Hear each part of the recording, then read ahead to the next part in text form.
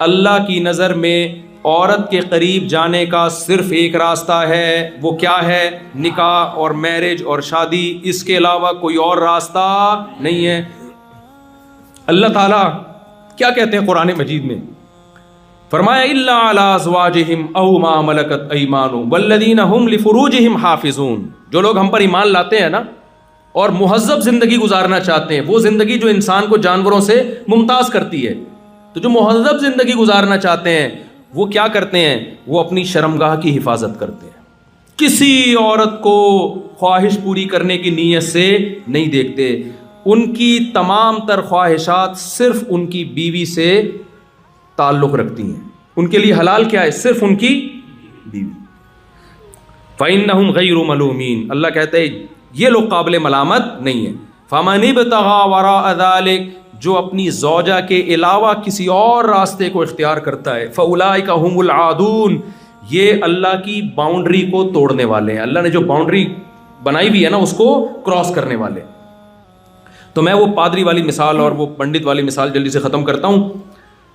تو اللہ تعالیٰ نے اگر نعمتوں پہ پابندی لگا دی ہوتی اور کہا ہوتا نہ پیسہ کماؤ نہ لائف کو انجوائے کرو، تو پھر ہم اللہ کو پہچانتے کیسے؟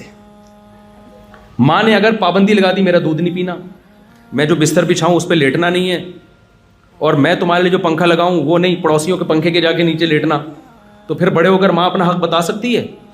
بولو نا۔ تو اللہ نے کہا میں نے یہ نعمتیں تمہارے لیے پیدا کی ہیں تاکہ ان نعمتوں کو انجوائے کرو۔ آپ کو پتہ ہے 10 صحابہ 10 مبشرہ میں سے ہیں جن کو دنیا میں جنت کی خوشخبری دی ہے، ان میں 6 صحابی کروڑ پتی نہیں تھے، ارب پتی تھے۔ اگر پیسہ کمانا اسلام میں برا ہوتا تو نبی ان کو 6 ارب پتی صحابہ کو دنیا میں جنت کی بشارت نہ دیتے، ان کو کہتے کہ تم تو پیسہ کما رہے ہو، تمہارے تو 100 ہزار اونٹ ایک وقت تجارتی قافلے کے آ رہے ہوتے ہیں، دنیا میں تو دو روٹی سے تمہارا گزارا ہو سکتا ہے، اتنا پیسہ کیوں کما رہے ہو؟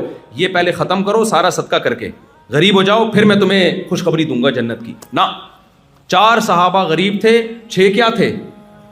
نہ ان غریبوں کو غربت کے تانے دیے گئے۔ بھائی پیسہ کس کی دین ہے؟ اللہ کی، کسی کو اللہ غریب بنا دیتا ہے، کسی کو اللہ امیر بنا دیتا ہے۔ نہ ان 4 صحابہ کو آپ نے غربت کے تانے دیے کہ تم چونکہ غریب ہو لہذا تم جنت میں نہیں جاؤ گے، نہ ان 6 ارب پتی صحابہ کو آپ نے برا بلا کہا کہ تم چونکہ امیر ہو اس لیے تم جنت میں نہیں جاؤ گے، نہ نہ نہ بھائی، اللہ کو اس سے کوئی غرض نہیں ہے۔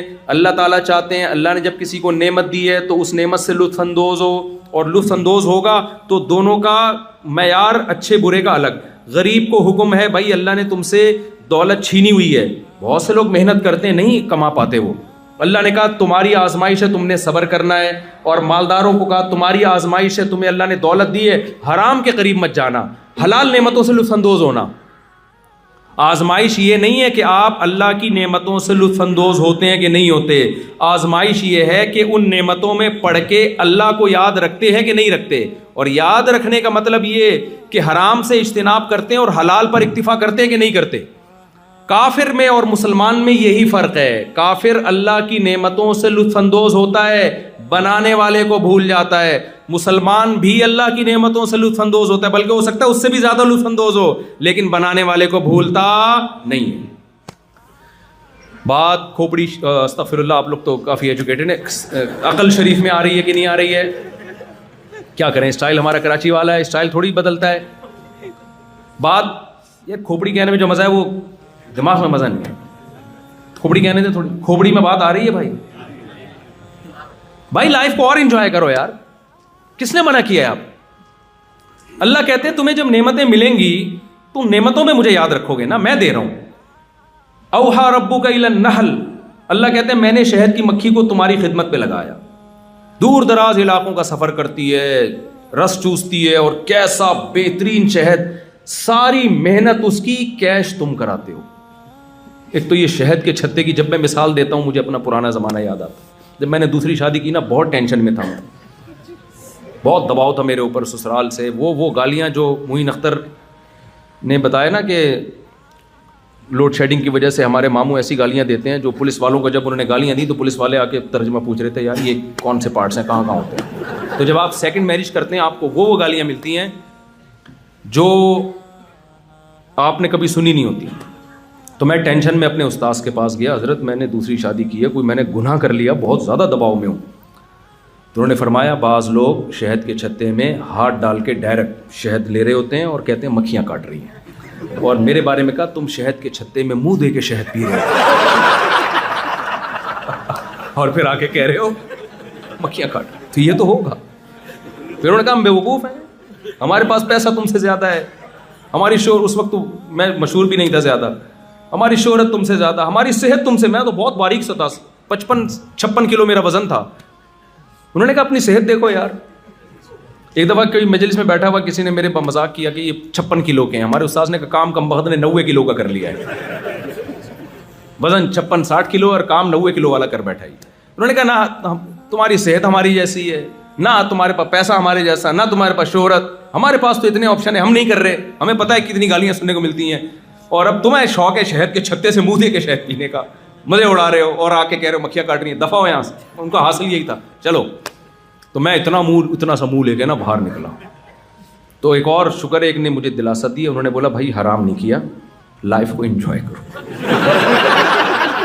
اسی کو کیا کرو. انہوں نے مجھے کہا یہ ساری زندگی کا مسئلہ ہے, یہ 2-4 دنوں کا نہیں, ساری زندگی. تو اس سے پتہ ہوتا کیا ہے, تو ہوتا یہ ہے کہ ایک آدمی گیا نجومی کے پاس, نجومیوں کو کچھ نہیں آتا ہے, ایسے لطیفہ ہے. تو نجومی نے اس کے ہاتھ وات دیکھا, اس نے بولا کہ آپ 10 سال تک مزید غریب رہیں گے. وہ بڑا خوش ہوا, چلو 10 سال کے بعد پیسہ آ جائے گا. اس نے کہا پھر کیا ہوگا؟ اس نے کہا عادت پڑ جائے گی پھر آپ کو غربت کی عادت. تو 2 شادیوں کے بعد انسان گالیاں سنتا ہے, مار دھاڑ, یہ وہ, اللہ بچائے سب کو فتنوں سے.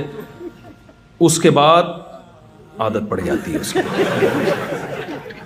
صحیح. اس لیے میں کہتا ہوں کسی نے یہ کام کرنا ہو جہاد کی نیت سے کرو اور ثواب کی نیت سے. عیاشی کی نیت سے تو بھائی زنا اور شراب کباب ہی ہے, سمجھتے ہو. ہاں اس میں برکتیں بھی ہیں, یہ نہیں کہ صرف یہی ہے, اور ایک ٹائم ہوتا ہے پھر اس کے بعد. خیر یہاں پر انلیگل ہے 2 شادیاں, اس لیے میں یہاں پروموٹ نہیں کروں گا, میں پاکستان جا کے اس سلسلے میں آپ سے بات کروں گا. گورنمنٹ مجھے پکڑے گی, بولے کہ کیا بول کے جا رہا ہے بھائی.